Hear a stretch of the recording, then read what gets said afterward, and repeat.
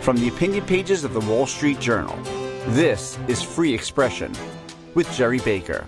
Hello and welcome to Free Expression from the opinion page of the Wall Street Journal. I'm Gerry Baker, editor-at-large of the Journal. Thanks very much for joining us. If you're not already subscribing, please do subscribe to Free Expression at Apple Podcasts, Spotify, or wherever you do your podcast listening. And please remember to leave us a nice review if you are so inclined. This week, I'm going to take a little bit of a break from the weekly hurly-burly of politics and economics and the big picture stories that seem to dominate the news. And my guest this week is Barry Diller. Barry Diller, you will know, is one of those people who I think has genuinely earned the title. If there is such a justification in the cliche of media mogul, Barry Diller probably deserves that title, having served in a variety of senior roles in the entertainment business in succession of Hollywood companies. He started 60 years ago, rose through the ranks, companies like ABC, Paramount, and Fox. In the 1990s, he made a slight turn into QVC, the home shopping network, and that flowered into a range of other TV channels and networks, including online travel companies like Expedia. And now ultimately, and most recently, he founded the company IAC, which is a collection of digital companies. Barry's written a memoir, which has garnered a lot of attention. He's written a memoir tracking his life, both his personal and his professional life. It's called Who Knew?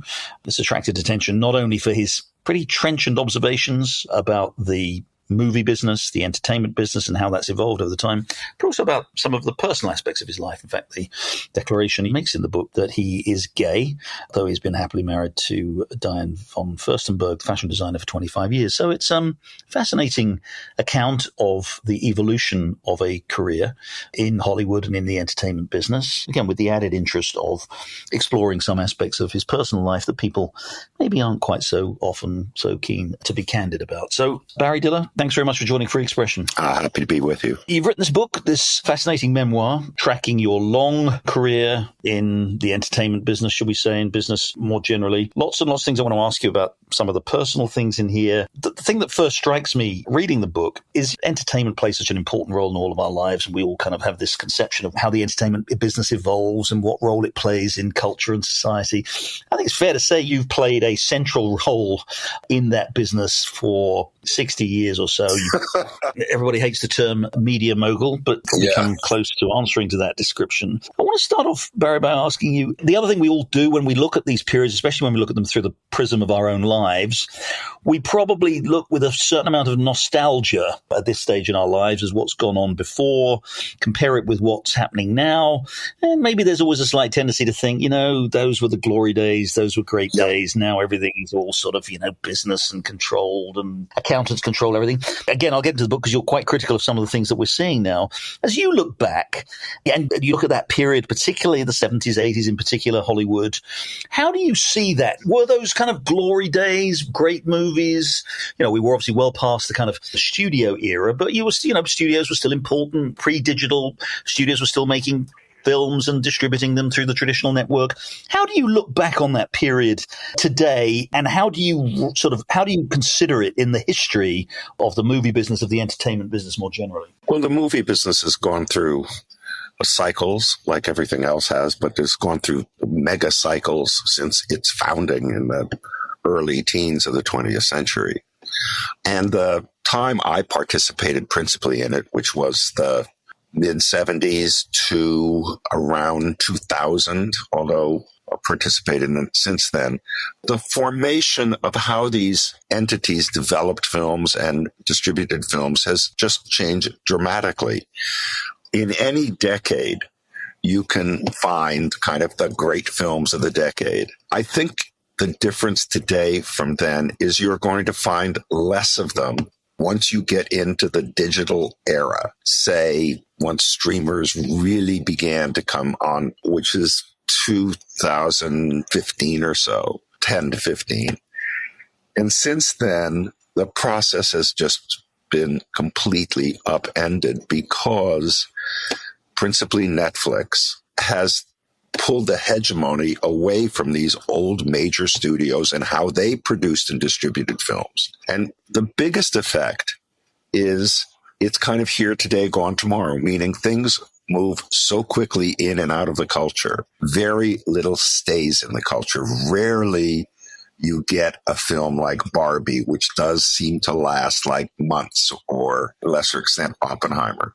Those are true rarities today. Mostly, there's an enormous amount of production, but contrary to historical times, that production comes and goes in a flash. And so I have great sympathy for the people who make films, television shows, etc., because they no longer kind of lead the zeitgeist, except very, very rarely. So, I mean, do you think movies as an art form are less significant then than they were? Of course, there are still going to be, there are no doubt, great works of art produced, in movie form. No, the art form continues. It is sometimes capable of making great things. Of course it is. And it will continue to be. That won't change. There's so much more tonnage, and there's so many more options than there were, just like in the broadcasting. Since its inception in the early 20th century, broadcasting was a rare arena for very few players. There were 3 television networks. They had 100% of the audience. Movies were seen by the majority of Americans every week, etc. And that was it. So we now have, because of social media, because of YouTube, because of just the plethora of streaming services, we have an enormous amount of production taking place. But it has less individual relevance than it did before because there are just so many more options. I see. So you're not saying that we don't have great movies or we won't have great movies. You don't look back on that period of the 70s, let's say, and, everybody talks about The Godfather, right, and its sequel as among the greatest movies of all time. So you don't have that kind of jaded view that says, there'll never be a great movie like The Godfather. The true tectonic shift is that the media business, the entire media business, was over since the beginning of these, quote, major studios, the ones we know, Warner's, Universal, Paramount, Fox, etc. They submerged each technology up until Netflix and Amazon and Apple came along. And they no longer, these powerhouses, so to speak, not that they're going to cease to exist, but they have their growth circumscribed because Netflix, Apple, and Amazon have different business models and wildly vast resources that dwarf these other companies. So they've lost their hegemony, and that's the big change. You've been involved a lot in the TV business as well as other entertainment businesses. How do you see the evolution of TV? And I'm not here talking about sort of the distribution or streaming, and I do want to get onto the digital stuff. But I mean, again, in terms of the content, I mean, one of the things you seem to have seen in the last 20 years has been the extraordinary investment in certain sort of TV projects. We've seen extraordinary, both artistically and commercially, well received. What you've really seen more than anything is an extraordinary investment, particularly on the television side. Now, you've seen it in movies where Mission Impossible costs a huge amount of money. Almost impossible to believe that a movie could cost $300 or $400 million to actually manufacture. But you've seen television episodes. A normal television episode, 1 hour episode, now costs $10 million. And the scale of what's being put into production is just enormous. And the quality, there's the quality of television series has always been on an even-keeled basis, better than the average quality of movies. But you're seeing now so much put into production of these individual series that it kind of dwarfs anything else. Is there less risk-taking now? You're talking creatively? I don't see that as actually happening. I mean, I think, you make a product from a standing start if it's not based on any derivative material. That's always a risk. And there's plenty of that taking place. So I don't think that's really true. I think, again, what you've seen is just the economic forces that drive the entire ecosystem have passed from being these entities that spent all their time and energy and thought in making and distributing movies and then their ancillary benefits over to Amazon, which has a completely different business model than the entertainment business, which was if you make a product, people go to see it, they pay, and you receive that revenue to the extent of those who've seen it and liked it, pay for it. Amazon's business model and its prime television services are designed to get you to join Prime and buy things from Amazon. They don't really care whether you watch anything particularly or not. That's a completely different ecosystem, and it has effects everywhere. People have talked a lot about this, and people like, I think, Martin Scorsese has been quite critical of the brands, that now define so many of our movies, whether it be, the Marvel and the DC brands or sequels, right? You just mentioned Mission Impossible. I think we're on number 8 there, right? I mean, are they just going back to the same well because they know it's produced in the past? When you say, I don't know if you put it in the schema of risk-taking, but certainly up until Marvel, up until really Star Trek and Star Wars began, where these franchises made multiple movies. This was unheard of long ago. I mean, Francis Coppola made Godfather 2 was utter shock.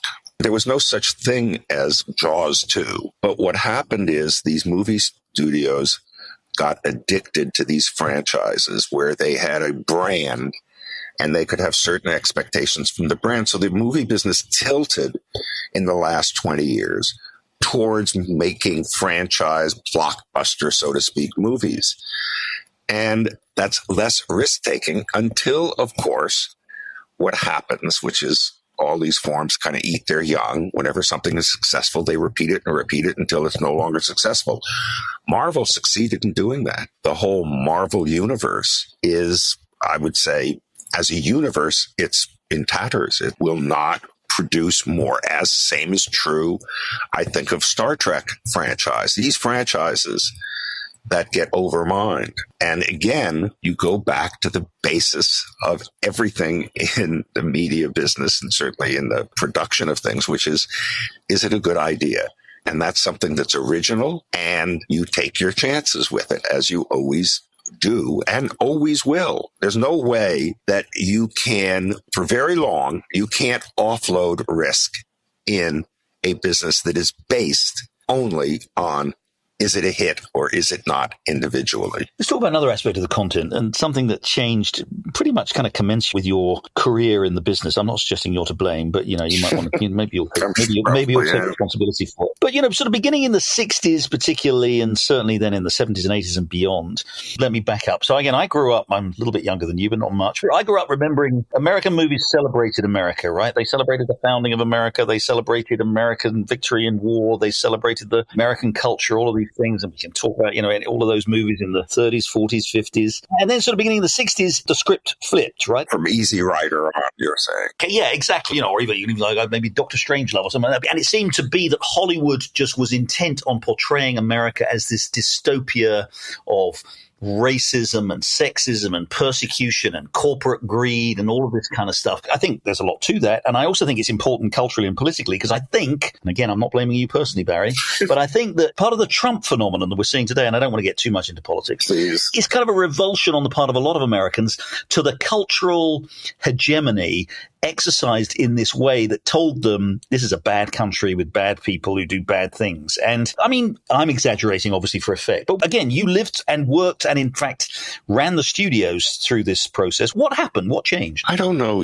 I think that all of some mythological, of course, but all of these things we began to be penetratingly self-critical of so many different arenas. Artists kind of led that. They led it kind of out of Vietnam. I think it was one real effect on losing some faith in the process because the American people were misled, let's say, about so many aspects of it. I think it kind of began with that, and that self-examination has continued. I don't think it's wildly, so to speak, pervasive here. It's true, I think, everywhere as things began to be questions that were taken on as kind of full faith. And the society is certainly more corrosive. I don't know how anybody would have thought, though, that we would become this politicized, this equally distant politicized with such, I have as much hate for the woke left as I do for the woke right. But all of these things have been burbling around, and it's now, quote, come to this.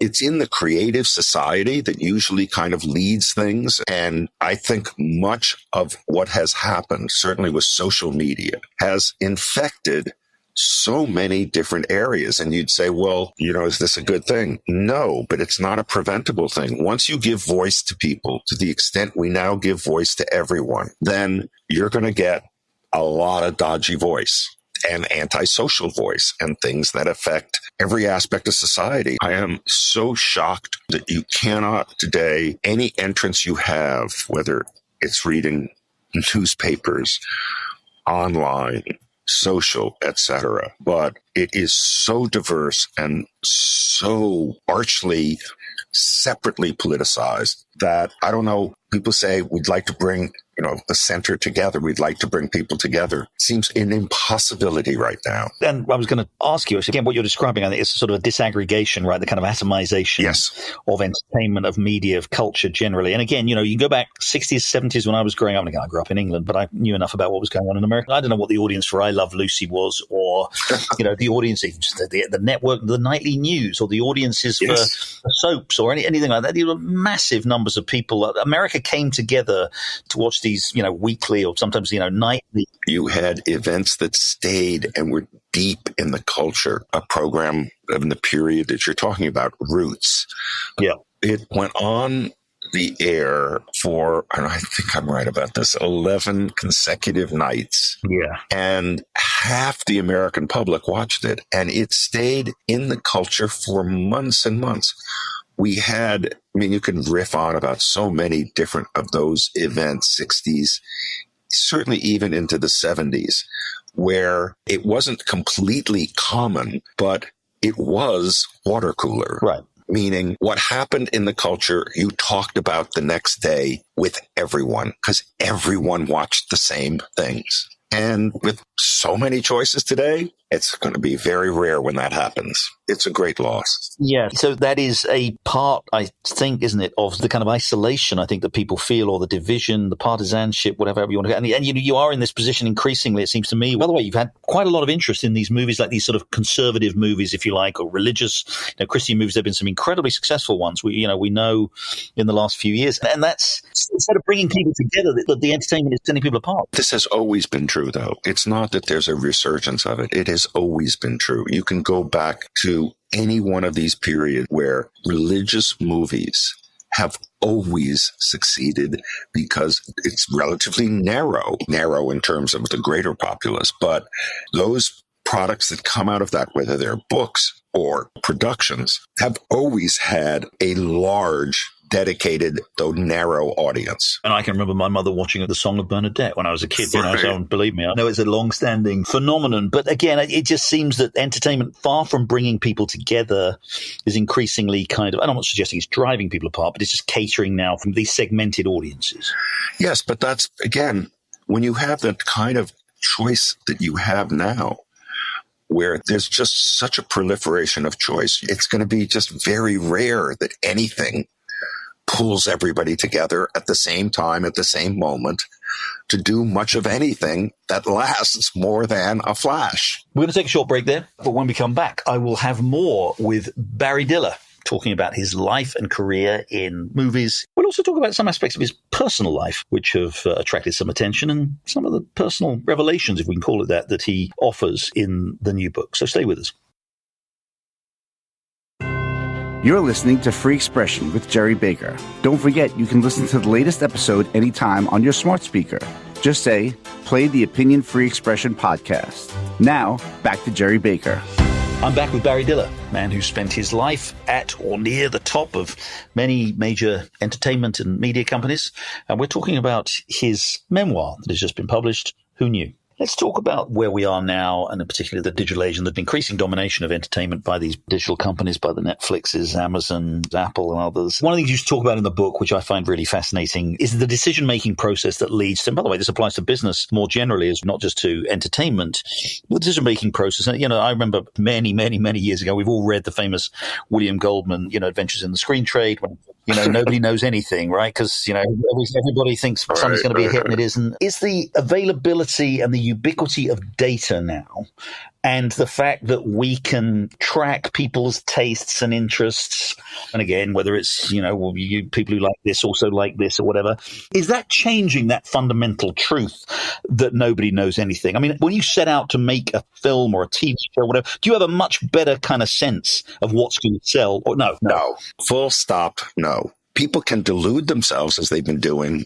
in everything forever. And certainly when you're dealing in such an insecure area as making things, making content is the definition of insecurity. And people look for security. And where do they find security? They find it with people who they think can use past as prologue and tell them, based upon data, what will happen with this or that. It's a lovely concept. It simply does not work. I know of no algorithm, no process of using data to determine whether an original idea is going to find an audience or not has ever been money good, let's call it, has ever worked.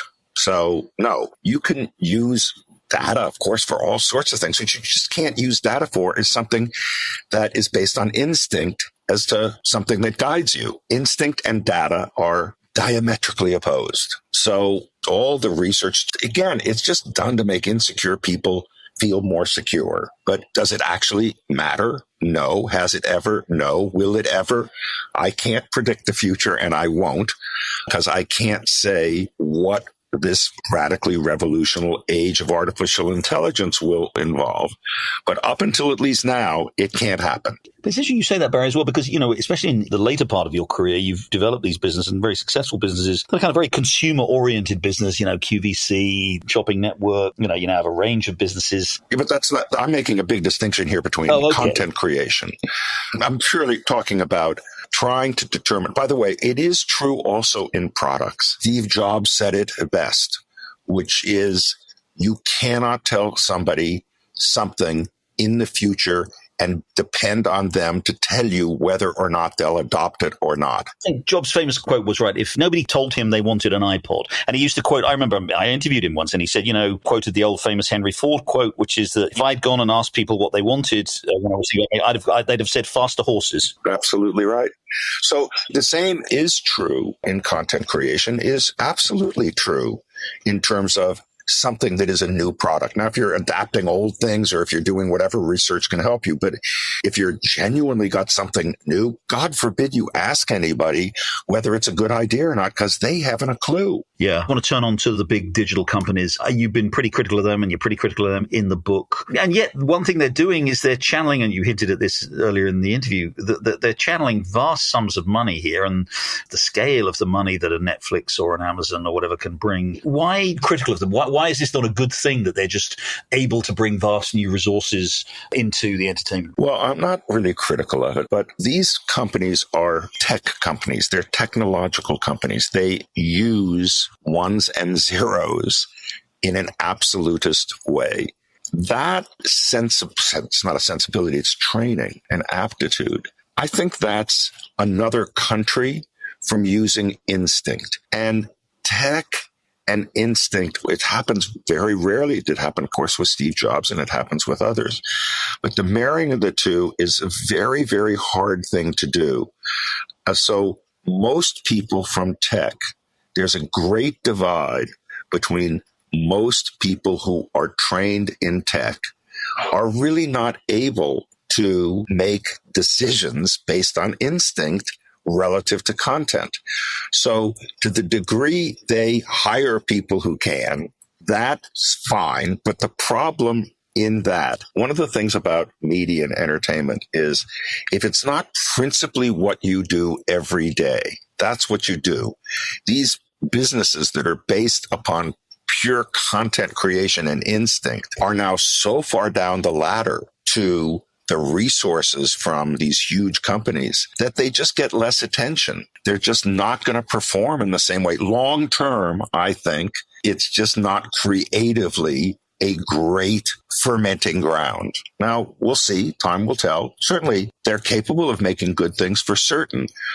Then they are, and they have, and I'm sure they will be. But the passion and determination that goes from an original idea to something that breaks everything, meaning it becomes the cultural phenomenon, is to it, again, by proliferation and by technology being the overlord, I think is somewhat circumscribed, but time will tell. How do you see the wider media landscape, Barry? I'm thinking in particular, of the growth of podcasts. I can remember, again, I've been working in and out of media for 40 years, and I can remember every year for the last 40 years, everybody's saying, attention spans are falling. I remember people measured the length of sound bites on the news, and they went down every year until they got down to like 3 seconds. But we've got this quite interesting culture, haven't we? This sort of quite diverse culture. I mean, we've still got traditional media like us. Thank God the Wall Street Journal's still around. Despite everything we've talked about, we've still got, big studios still making movies. We've got big television companies. Legacy media doesn't mean dead media. It just means, it's legacy. It just doesn't have the unilateral gathering power that it had. But for instance, podcasts, it's just amazing to me how many people who are, of course, trained on little bites, whether it comes from TikTok or Insta or wherever, or YouTube or whatever, that there's growing audiences that will listen for hours to podcasts. And their power is much greater right now than I think people really recognize. I mean, their power, it's not simply just to inform. It's that it's an entirely different kind of intellectual exercise to listen and be stimulated by people talking in your ear, wherever you get your ear podcasts. It's quite amazing to me. And it's much more powerful than I think people even today understand. And its power is growing for sure. So we have this diverse universe of media now, again, with legacy media, as you describe it exactly, but also with all these new things. I mean, and people do worry, and we've talked about some of the implications of that and the disaggregation and the segmentation and everything. But we've got an incredible, rich diversity, right? Of people are still reading books, and yet they're also watching TikTok. I mean, should we be doing one of more and more, maybe one less of the other? Maybe, but it's a remarkably diverse landscape, isn't it? What's surprising, again, is particularly my friends in their 20s, teens, our grandchildren, and my friends who are in their 20s and 30s, who really are a generation who are a data or internet generation, been using computers since they were 3 years old, of one kind or screens. And increasingly over the decades, only a couple of decades, that they are interested in shorter, quicker, faster. These same people are now interested in slower, more direct, more engaging, more involving, more informative, longer form things like podcasts. It's really surprising and great, I think. Your memoir is both a personal memoir and a professional memoir. And of course, I want to ask you, and there's been a lot of attention paid to this, you're very open and candid Yes. about your personal life, and in particular about your homosexuality, about being gay, but of course being married, a very happy, loving marriage of, 25 years now, is it, to Diane Yes. Von Furstenberg? Some people have said, well, the worst kept secret in Hollywood. It was never a secret. It was just not a declaration. That is really the only difference. What was on your mind through that? I mean, again, you talk in the book, you do have some examples in the book of, maybe people made offensive gay jokes or whatever, and you were conscious of that then. You say it wasn't a declaration, it wasn't a secret. Were you tempted to make it a declaration at some point? I mean, did you just think it's none of your business? I mean, I think mostly I was chicken, which I think I do say, but I've rationalized for a long, long time. And it was not a dishonest rationalization, I don't think, which is, I said, look, if I make a declaration, it's really complicated because a very large part of my life has been not with men, but with a woman. Bisexuality is now, it is a dangerous word because anytime anyone says it, there's like whatever they say about it, which is usually a lot of strange things. But my rationale for not making a declaration was, if I made a declaration, I'd really have to talk about the fact that it's not that clear with me. Now, I never wanted to do that because I thought that's protesting, and I didn't want to do that, and I didn't want to be hypocritical and all of that. So I just shut up. I could have done that, even though it would have been a complex answer, because if I tried to simplify it, I would simplify it out of my own reality. Anyway, I did live through a different period. I find it really amusing that most of this declarations of he's come out as gay is in the context of people talking about one article that seemed to spawn all this was really about my marriage to a woman. So it's all a bit odd for me. Finally, just probe you a little bit on that. We know there are different types of love, right? I mean, the Greeks, taught us all that. They had words for all of them. I can't remember all off the top of my head now, but I remember when I studied Greek, this extraordinary type of love. And it's fascinating that you've had a very happy and very successful marriage. Maybe does that suggest, and yet at the same time, your sexuality would lead you in a different direction, does that suggest that there's a different type of love involved in a marriage from, erotic love or even romantic? How do you make sense of that? I only make sense of it in the sense of the word fluidity. There's much more fluidity than I think in the sexual psyche than people seem to recognize or want to recognize, because people want to put you very firmly in camp A or camp B. The Europeans, as you know, are much more fluid about this than Americans. So, of course, there are all different definitions. We just don't allow for nuance here. So it would be probably healthier to have more nuance. I think healthier for all the societies involved. That's very difficult for a lot of people. But I've lived a life where I was very clear that I did not want to pose. I did not want to do anything that was hypocritical. And yet I have definitely had a life with more sexual nuance than person A or B or C. I'm amused at your reference there to European. It reminds me of the show Legally Blonde, where is he European or is he gay? I think was one of the signature tunes there. Barry Diller, thank you so much. We don't often on the Wall Street Journal editorial page talk about sexual psyche, so you've opened our readers and listeners up to yet another interesting aspect of our great diversity as a nation, as a people. Barry Diller, thank you very much indeed for joining Free Expression. All right, thank you very much. That's it for this week's episode of Free Expression. Thanks very much indeed for joining me. I'll be back again next week. We'll have another long discussion with someone about some of the fascinating things that are going on in the world. In the meantime, thanks again and have a great week.